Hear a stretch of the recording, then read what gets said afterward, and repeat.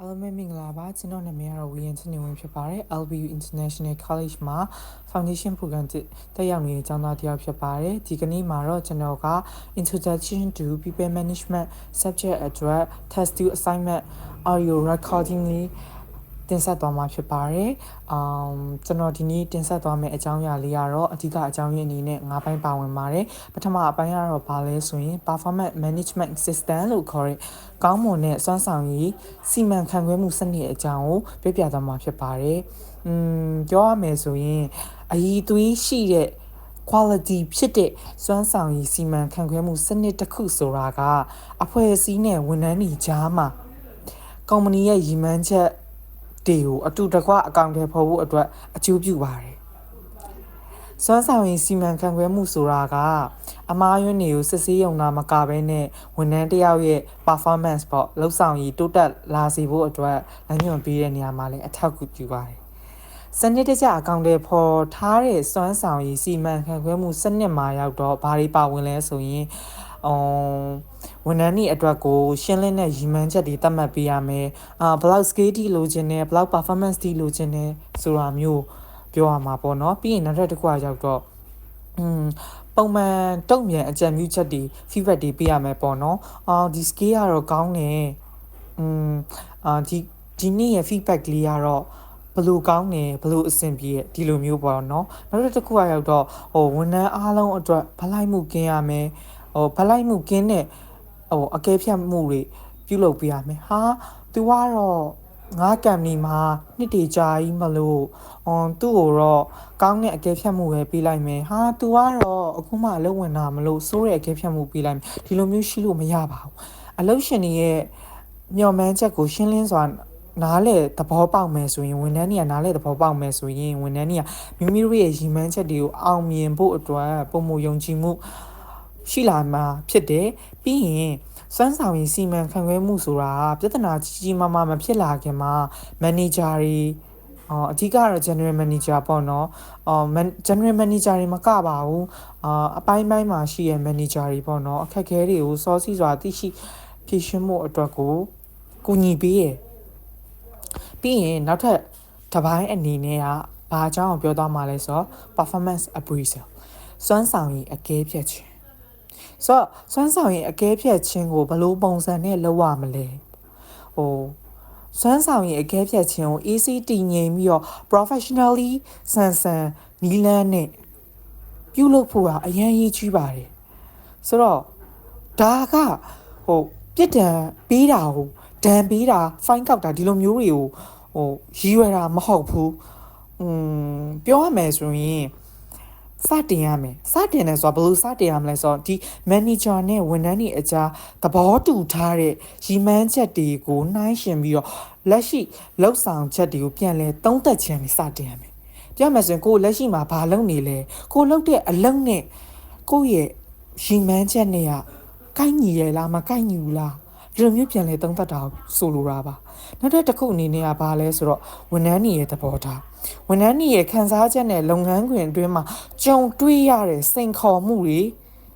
ကိုပွင့်လင်းပေါ့နော်ထုတ်ဖော်ပြောဆိုခွင့်ပေးရမယ်ပြောချင်တာတခုကဒီဝန်ထမ်းတယောက်ကမနိုင်မနှင်းတာဝန်တွေ procedure တွေ process တွေကိုတာဝန်ယူထားတယ်ဒါပေမဲ့လို့သူ့မှာမနိုင်တာကိုပြောပိုင်ခွင့်ပွင့်လင်းမရှိဘူးဒီလိုမျိုးမဖြစ်သင့်ဘူးပေါ့နော်ပြီးရင်နောက်တစ်ခုကရောက်တော့အားသာချက်နဲ့အားနည်းချက်ဝန်ထမ်းတယောက်မှာကအားသာချက်အားနည်းချက်ဆိုတာမတူညီဘူးဆိုတော့ရောက်တော့ဝန်ထမ်းတယောက်ချင်းစီအားသာချက်တွေအားနည်းချက်တွေကိုတယောက်ချင်းစီကိုလိုက်ကြည့်ပြီးတော့ဦးစားပေးဆိုတာထက်အရင်ဆုံးပေါ့နော်ဆွေးနွေးပြီးရဲ့နောက်မှာတိုးတက်ဖို့အတွက်ဒီဆန်ဝမ်ဖြစ်တဲ့အချက်တွေကိုဆက်လက်ဆွေးနွေးရမယ်ညီကုန်းချုပ်အနေနဲ့ဆိုရင်ဒီအကဲဖြတ်မှုတွေအပြီးမှာစွမ်းဆောင်ရည်မှန်းချက်အသစ်တွေကိုနောက်ဦးသဘောတူသတ်မှတ်ရမယ်ဆိုတော့ကိုယ့်ဘက်တစ်ဖက်တည်းကဝန်ထမ်းတွေရဲ့သဘောထားကိုမကြည့်ဘဲနဲ့ manager တွေ HR တွေရဲ့ဘယ်လိုမျိုးပြောရမလဲစွမ်းဆောင်ရည်မှန်းချက်သူ့ဘက်ကပဲသတ်မှတ်ပေးလို့မရဘူးဝန်ထမ်းဘက်ကရောနှစ်ဦးသဘောတူသတ်မှတ်မှသာလင်ဝန်ထမ်းတွေအပေါ်လေးစားမှုရှိပြီးတော့ဘယ်လိုပြောမလဲဝန်ထမ်းတွေအပေါ်လေးစားမှုရှိတဲ့လုပ်ငန်းခွင်ပေါ့နော်ဖန်တီးပေးနိုင်ပြီးတော့ပုံမတိုးတက် အောင်ကြိုးစားလိုစိတ်ရှိအောင်ကိုကလှုံ့ဆော်ပြီးလို့ဖြစ်မှာပါဟုတ်ပြီနောက်ဆက် topic တစ်ခုအနေနဲ့ပါလဲဆိုတော့ grievance and district company policy မကြည်နပ်မှုဖြည့်ရှင်းခြင်းနဲ့စီကံထိန်သိမ်းရေးမူဝါဒတွေရဲ့အရေးပါပေါ့စောနာကဒီလိုမျိုးဆွေးနွေးမှုတွေမလုပ်ခင်ရခင်ပေါ့နော်အရင်တော့ကြုံတွေ့ခဲ့ရတဲ့ဥပဒေပြဿနာရေးရတဲ့ကြောင့် company တွေအတွက်ကိုပြောရမယ်ဆိုရင်မူဝါဒတွေကအလွန်အရေးပါတယ်ဆိုတော့ company တစ်ခုနဲ့တစ်ခု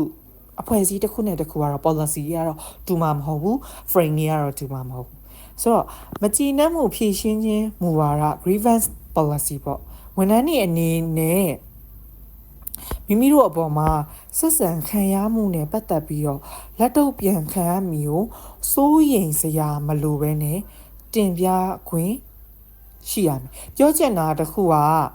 ဒီဝန်ထမ်းတွေကမိမိတို့အထက်လူကြီးတွေကမိမိတို့ဘောဆက်ဆံတဲ့ပုံစံတွေကဆက်ဆံလိုက်တဲ့ပုံစံတွေကပေါ့နော်အစမပြေဘူးအထက်လူကြီးကကိုယ့်ကိုဘယ်လိုလက်တော့ပြန်လာမလဲဆိုတာမျိုးစိုးရိမ်စရာမလိုအောင်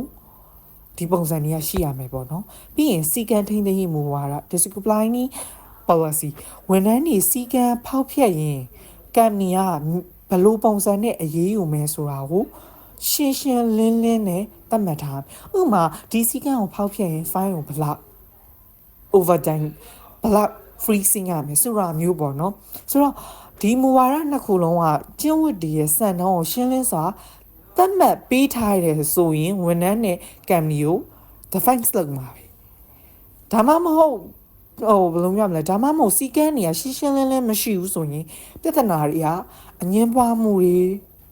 ဒီထက်ဆိုလာတယ်ဆိုရင်တရားစွဲဆိုမှုတွေထီအောင်ဖြစ်လာနိုင်တယ်ဒါကြောင့်မလို့ရေးသားထားတဲ့သတ်မှတ်ထားတဲ့မူဝါဒရှိခြင်းဟာ professionally စံမှုတွေပြီးရင် balancing တရားမျှတမှုတွေပွင့်လင်းမြင်သာမှုတွေရှိကြောင်းကို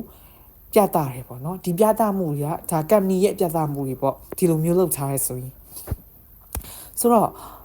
နောက်ထပ်တစ်ခုရောက်တော့ဘာလဲဆိုတော့စူးလက်တွေကနေတဆင့်ဒီဝန်ထမ်းတွေကိုဘယ်လိုစိတ်အားထက်သန်အောင်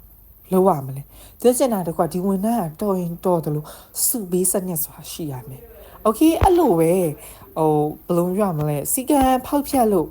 အရေးယူရတယ်ဆိုရင်လေဂျန်ပီစနစ်ပေါ့နော်โอเคအခုပြောပြသွားမှာဒီစုလက်တွေကနေတဆင့်ဝန်ထမ်းတွေကိုဘယ်လိုစိတ်အားထက်သန်အောင်တက်ကြွလာအောင်လုပ်ရမလဲဆိုတဲ့အကြောင်းပြောပြမှာဖြစ်ပါတယ်ဝန်ထမ်းတွေကသူတို့ရဲ့စူးစမ်းအားထုတ်မှုကိုအတိမတ်ပြုခံမှသာလင်ပုံမစွမ်းဆောင်နိုင်ကြမှာသူတို့ကလည်းတွေးမှာပေါ့နော်ဟာငါရဲ့စွမ်းဆောင်နိုင်မှုတွေကိုကံမီကအတိမတ်ပြုရဒါဆိုရင်ပုံမစူးစမ်းဖို့တော့သူတို့ကလည်းစူးစမ်းတော့မှာဆိုတော့စုလက်ပုံစံတွေပေါ့စုလက်ပုံစံတွေဆိုတာငွေချွေးတစ်ခုတည်းနဲ့မဟုတ်ဘဲနဲ့အပိုစုကြီးတွေ bonus တွေပေါ့ပြီးရင်လက်ဆောင်ကတ်တွေ gift ကတ်တွေ gift voucher တွေပြီးရင်အပိုခွင့်ရက်တွေပေါ့နော်ဒီလိုမျိုးပေးတာကဆရာထက်တန်အောင်လောက်ဆောင်နိုင်ခြင်းတစ်မျိုးပါနောက်တစ်ခုရောက်တော့ရိုးရှင်းတဲ့ချီးမွမ်းမှု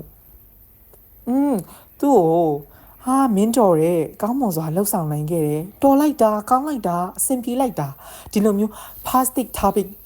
speak လေးပေါ့နော်ဒီလိုမျိုးပြောခြင်းဒါမှမဟုတ်ရင်အစည်းအဝေးတွေမှာအောင်မြင်မှုတွေကိုလူသိရှင်ကြားအတိမတ်ပြုတာတွေကလည်းဝန်ထမ်းတွေအတွက်တမိုးထားခံရကြောင်းခံစားရစေပါတယ်ဝန်ထမ်းတွေစိတ်အားထက်သန်မှုရှိလေလုပ်ငန်းရဲ့စွမ်းဆောင်ရည်ပိုကောင်းလာလေဖြစ်ပြီးတော့လုပ်ငန်းအောင်မြင်မှုအပေါ်ဝန်ထမ်းတွေကသစ္စာရှိမှုပုံမအားကောင်းလာလေဖြစ်မှာပုံမအားကောင်းလာလေဖြစ်မှာဖြစ်ပါတယ်နောက်ဆုံး topic ကကြတော့ဘာလဲဆိုထူးချွန်တဲ့ဝန်ထမ်းတွေကိုဘယ်လိုပုံစံမျိုးနဲ့အတိမတ်ပြုရမလဲထူးချွန်တဲ့ဝန်ထမ်းတွေကိုလူသိရှင်ကြားစုချီးမြှင့်တဲ့ဥမာ maybe လိုက်အကောင်းဆုံးဝန်ထမ်းစုပေါ့နော် employee of the match ဒီလိုမျိုးစုတော့ပြီးရင်ထူးချွန်လက်မှတ်တွေဒါမှမဟုတ်ရင်အမှတ်တရလက်ဆောင်လေးပြီးအပ်တာဒီကိုပြောတာပေါ့နော်အတိမတ်ပြုတဲ့လုပ်ငန်းစဉ်မှာဆိုရင်ညနာလိုက်တာဗတ်လိုက်တာအဲ့လိုမျိုးစွန့်ယူခေါင်းစားရေးဝါရပေါ့နော်nepotism ပေါ့ဒီလိုမျိုးအခြေခံ base မဖြစ်ရ တဦးချင်းတယောက်ချင်းစီရဲ့စွမ်းဆောင်ရည်အပေါ်အခြေခံတဲ့ဗတ်လိုက်မှုကင်းတဲ့ objective စနစ်ဖြစ်ရမယ်ဆိုတော့အခြားသောဝန်ထမ်းတွေအနေနဲ့လည်းဒါတွေကိုမြင်ရင်လိုက်ပြီးတော့စူးစမ်းအားထုတ်မယ်ပေါ့နော်စူးစမ်းအားထုတ်တဲ့သူတွေကလည်းလူသိရှင်ကြားအတိမတ်ပြုခံရတာဒီလိုမျိုးတခြားသောဘယ်လိုမျိုးပြောရမလဲမကြိုးစားသေးတဲ့ဝန်ထမ်းတွေကလည်းဒီလိုမျိုးကြိုးစားအားထုတ်တာတွေကိုလူသိရှင်ကြားအတိမတ်ပြုခံရတာတွေကိုမြင်တွေ့ရအခါမှာသူတို့ကိုယ်တိုင်လည်းပုံမကြိုးစားလာစိတ်တွေနိုးကြွလာမယ်ပေါ့နော်နိုးထလာမယ်နိုးထလာမယ်ကျွန်တော်အနေနဲ့တော့ကျွန်တော်ပြောသွားတဲ့ဒီtopic 5ခုကို